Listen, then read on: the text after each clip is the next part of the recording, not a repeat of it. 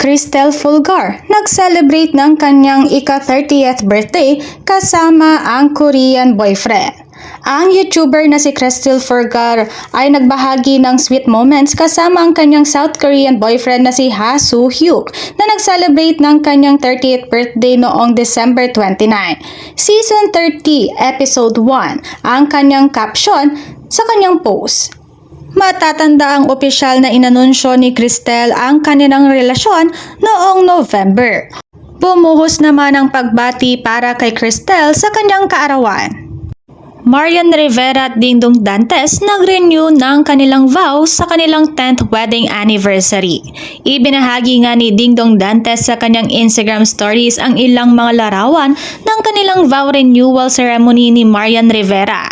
Noong December 30, 2024 naganap ang renewal ng kanilang vow.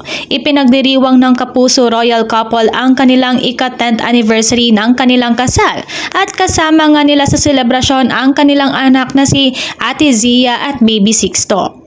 Bumuhos naman ang pagbati mula sa mga netizens at talaga namang kilig na kilig kina Dingdong at Marian. Emilian Vicher, ipinasilip ang Japan trip kasama ang boyfriend na si Joshua Garcia. Si Joshua Garcia ay muling nakita sa kamakailang post ni Emilian Vicher.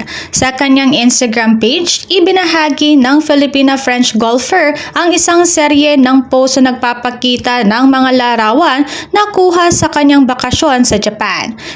Sa ilang mga snap na kanyang ipinost, ang atleta at si Joshua ay nakitang gumagawa ng isang matamis na pagngiti sa kamera.